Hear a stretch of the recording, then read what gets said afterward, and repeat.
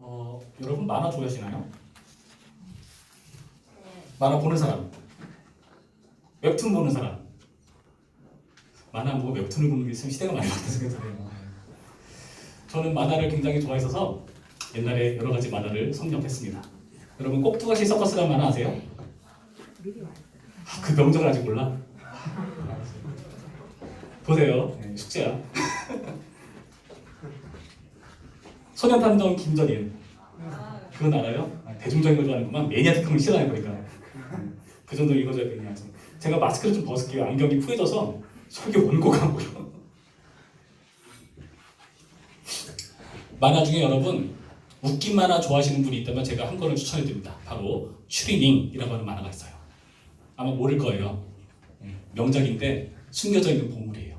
보시면은 아마 저한테 감사할 겁니다. 아 목사님 이런 귀중한 고고 유저 아주 좋은 이런 만화를 나에게 소개시켜주더니 참 감사하시다 하고 한번 추리닝 한번 보시면 됩니다. 그 만화 중에 이런 내용이 있어요. 람보가 적군의 포로로 잡혀버렸습니다. 중요한 군사 비밀을 밝혀내기 위해서 람보를 추궁하기 시작해요.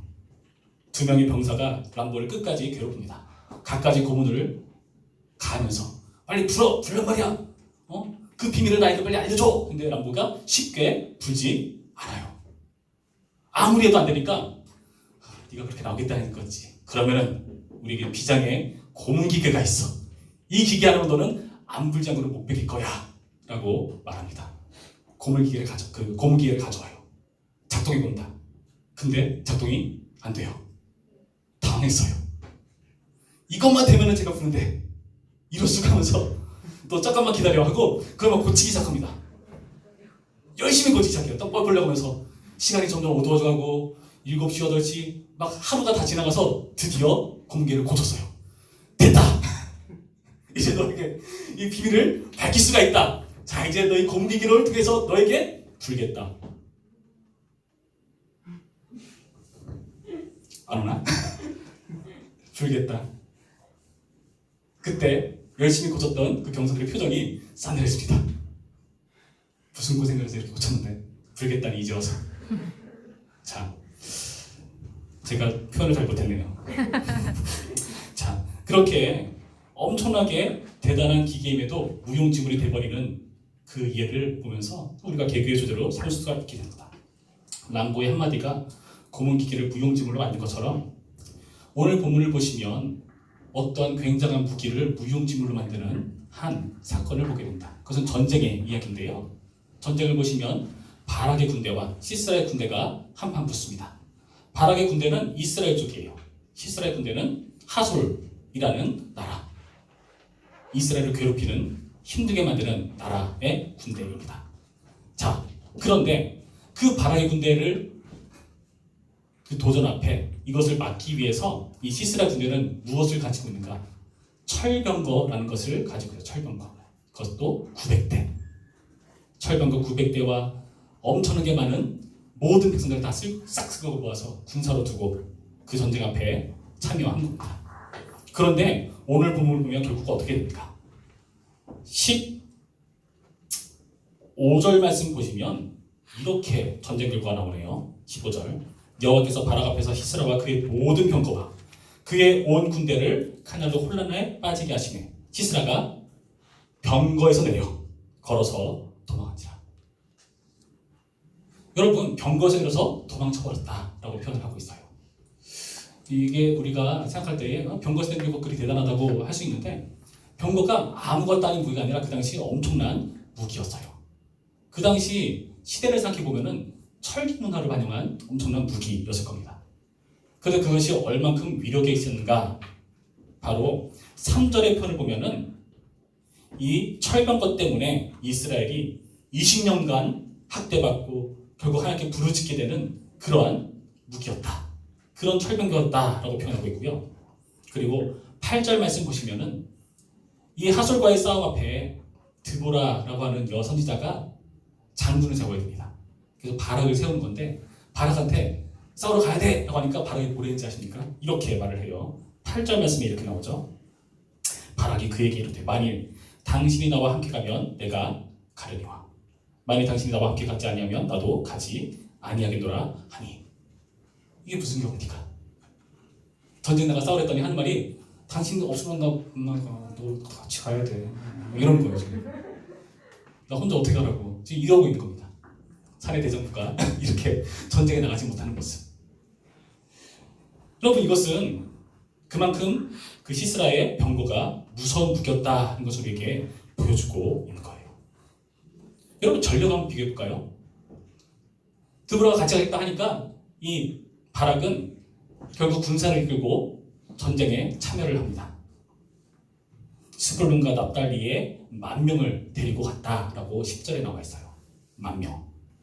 그래서 그 10,000명에 대해서 상대방 하솔의 군대는 어떻게? 철병과 900대 5,000배속. 여러분 전력을 비교해 봤을 때 어떻습니까? 이거는 잽이 안 되는 게임이라는 겁니다. 이스라엘은요 이런 철기로 된 무기가 제대로 갖춰있지 않은 상태였고 최첨단의 무기를 갖춘 그런 시스라의 군대를 맞닥뜨려야 되는 상황인데, 그런데 그 전쟁을 바락의 군대가 승리하는 모습을 보여주고 있다는 거죠.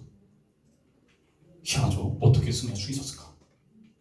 우리가 아까 읽었지만 15절의 편에 보면은 여호와께서 이 전쟁을 주도해서 승리로 이끄셨다라고 밝혀주고 있어요. 여호와께서 하나님께서 그 주도하시고 그들로 하여금 돌격하게 하시고 승리하게 하시는 그런 일들을 가능하게 하신 아주 대단한 주역으로 하나님을 등장해서 보여주고 있습니다.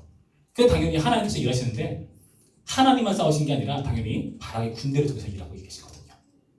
여러분 이거 잘 생각하셔야 돼요. 우리가 기도할 때 어떤 생각을 가지고 기도하는지 여러분 좀 생각해 봅시다. 하나님 내 힘으로 안 됩니다. 그러니까 하나님 도와주세요 라고 기도를 하는데 그 말의 뜻을 여러분 한번 곰곰이 생각해 봅시다.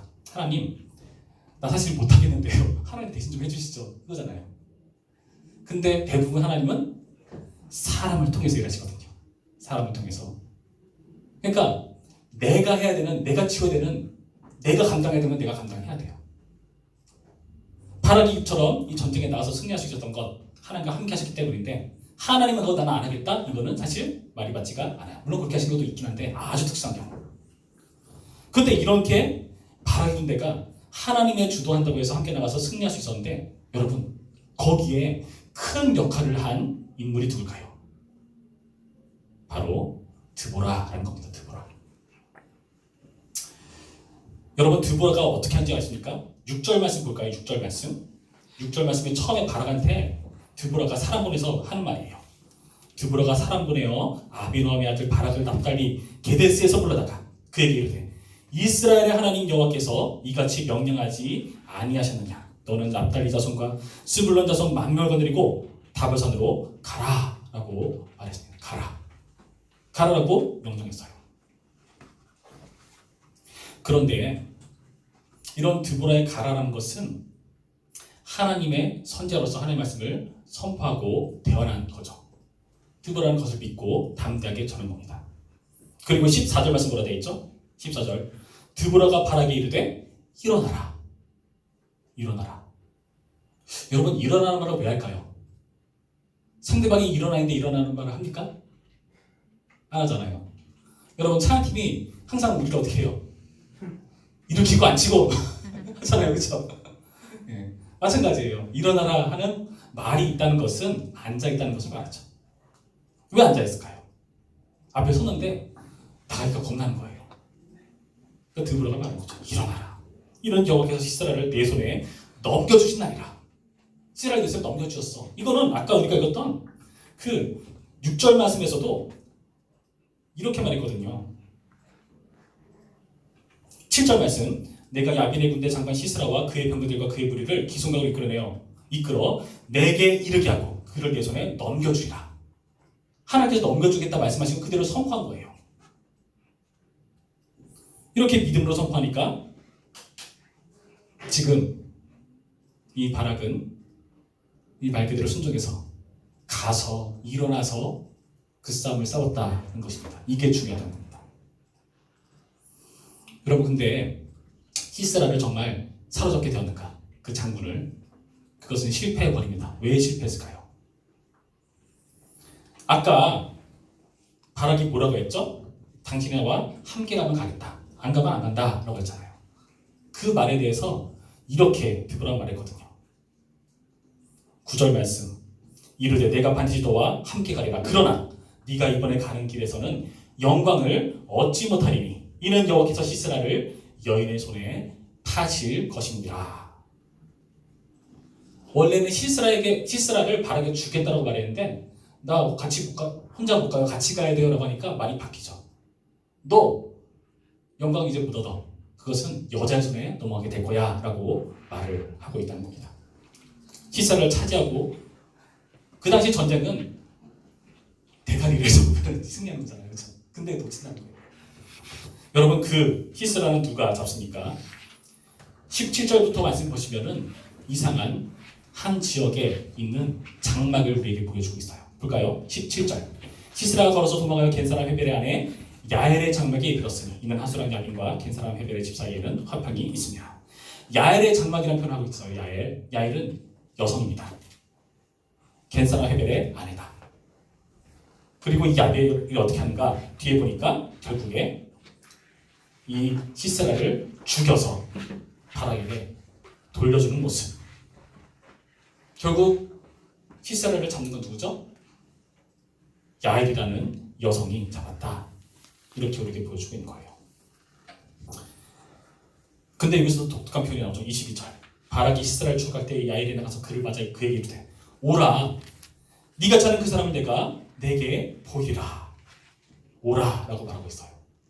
재밌죠? 오늘 본문에서 전쟁을 주도해서 싸워야 되는 사람은 바락인데 그 주도는 누구의 이끌려서 하고 있죠? 계속해서 여성들의 오라 가라에 휘둘리면서 하고 있다는 겁니다. 여러분 전 여기서 남녀 차별 뭐 이런 얘기를 하자는 게 아니라 그 당시 시대에서는 그렇다는 거예요. 그 당시에 전쟁은요 남성들이 하는 거였습니다. 물론 지금은 여성 군인도 있지만요. 근데 그 당시에 남성으로서 군인대로 참여하지 못하고 여성들이 나설 수밖에 없었다는 것은 그만큼 인물이 없었다는 것을 우리에게 보여주는 뜻이에요. 계속해서 오늘 본문을 보시면은 드보라를 처음 소개할 때 어떻게 소개했냐면요. 이렇게 소개했어요. 랍비돗의 아내. 그리고 야엘은요 겐사람 헤벨의 아내. 주도적으로 표현한 게 아니라 누구의 아내라고 소개하고 있다는 거죠. 그걸 또 강조한 거예요. 그만큼 인물이 없었다. 전쟁을 해야 되는 남성의 아내임에도 불구하고 이들이 나을 수밖에 없었다. 지금 이 말을 하고 있다는 거죠. 그만큼 인물이 없었기 때문에 이런 일이 발생했던 것입니다. 근데 단순히 여성 남성 인문지가 아니라 야엘 같은 경우는 여러분 어떻습니까? 야엘은요 이방인이었어요.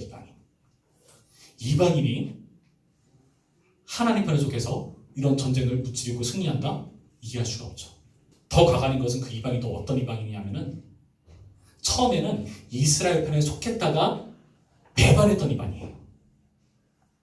11절 볼까요? 11절.